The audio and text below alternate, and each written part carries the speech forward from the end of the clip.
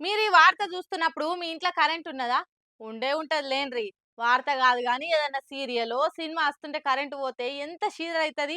దిక్కుమాలిన కరెంట్ ఇప్పుడే పోవాల్నా అని తిట్టుకుంటాం. కరెంట్‌కు గతరొచ్చి గిట్ల పోయి పాడాయే అని శాపనార్థాలు పెడుతుంటారు గదా! ఇంచుమించు పొద్దుగాల బీఆర్ఎస్ ఎమ్మెల్యేలకు గూడా గదే పరిస్థితి అయిందట.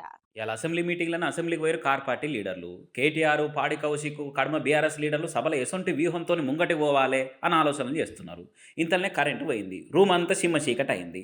మళ్ళా కొద్దిసేపటికొచ్చింది. మళ్ళా ఎవలో కట్క బంద్ చేసినట్టే పుటుక్కున పోయింది. మళ్ళా కొద్దిసేపటికొచ్చింది. వానాకాలంలో పోయినట్టే మళ్ళా పోయింది. ఇట్లా అర్ధగంటలో 5 సార్లు వచ్చుడు, పోవుడు ఇదే అయిందని వీడియో తీసి సోషల్ మీడియాలో వీడియో పెట్టిండు పాడి కౌశిక్. మరి ఏమన్నా గాలివాన ఉన్నదా అంటే లేదు. జోరు వాన ఉన్నదా అంటే అది లేదు. అసెంబ్లీ మీటింగ్ సురువైతున్న రోజే అసెంబ్లీ ఏరియాలనే పొద్దుగాల ఇట్లా కరెంటు పోయిందంటే ఇది మన తెలంగాణ కరెంటు పరిస్థితి అని ఎడ్డే పట్టిండు కౌశిక్. ఊకయ్య కౌశిక్ అన్న ట్రాన్స్ఫార్మర్ మీద ఏదైనా తొండనో బల్లో బొద్దింకో బసవన్నో వారుంటుంది. అందుకే ఆ బరువుతోటి లోడ్ పడి కరెంటుకు తక్లీఫ్ వచ్చి ఉంటుంది. మీరు ట్వీట్ పెట్టిరు కదా, కరెంటు వాళ్ళు కూడా కరెంట్ ఎందుకు పోయిందో కారణం కూడా తయారు చేసే ఉంటారు. కాబట్టి ఇటు విషయం గురించి షోకింపవలదిగా. శాసన సభ్యులుండేది అసెంబ్లీ. కానీ ఆ అసెంబ్లీలకు వాళ్ళకే ఎంట్రీ లేదని గరమైతుండ్రు కార్ పార్టీ ఎమ్మెల్యేలు.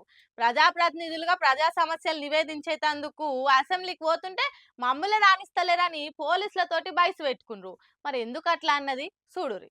లగచర్ల కేసులో అరెస్ట్ అయిన రైతుకు బేడి లేచిన ముచ్చట మీద జంగు చేస్తున్నది కార్ పార్టీ. జైలున్న రైతుకు గుండె నొప్పి వస్తే కరుడు కట్టిన టెర్రరిస్ట్ కేసినట్టు చేతుకు గొలుసు లేచి దావఖానకు తీసుకుపోతారా? దావఖానలో డాక్టర్లు ట్రీట్మెంట్ చేస్తుంటే కూడా బేడీలు తీయకుండా గొలుసు తోటి కట్టేస్తారా? కొద్దిగా మానవత్వం లేదా అని మొన్నటి సందిగారం అవుతుంది. ఇక ఇవాళ అసెంబ్లీ మీటింగులు పెట్టే వరకు ఆ ముచ్చట మీదనే నిరసన చేసుకుంటా లోపలికి పోయేందుకు చూసింది. అయితే అసెంబ్లీ లోపట ఎసోంటి నిరసనలకు పర్మిషన్ లేదని పోలీసు వాళ్ళు అడ్డం పడ్డారు. ప్లకార్డులు పక్కకు పడేస్తే పోనిస్తామని గేటు మూసిండ్రు. గిరిజన రైతులకు బేడీలా సిగ్గు సిగ్గు, ఇదేమి ప్రభుత్వం, ఇదేమి రాజ్యం, దొంగల రాజ్యం, దోపిడీ రాజ్యం. గిరిజన రైతులకు బేడీలు వేసిన కాంగ్రెస్ ప్రభుత్వం నశించాలి. గిరిజన రైతులకు బేడీలు వేసిన కాంగ్రెస్ ప్రభుత్వం నశించాలి. గిరిజన రైతులకు బేడీలు వేసిన ఇక గేటు కాడనే నినాదాలు చేసుకుంటూ అసెంబ్లీ లోపలికి పోదామని చూస్తే పోలీసులు ఆపే వరకు జర్షేపు బైస్ పెట్టుకుండ్రు.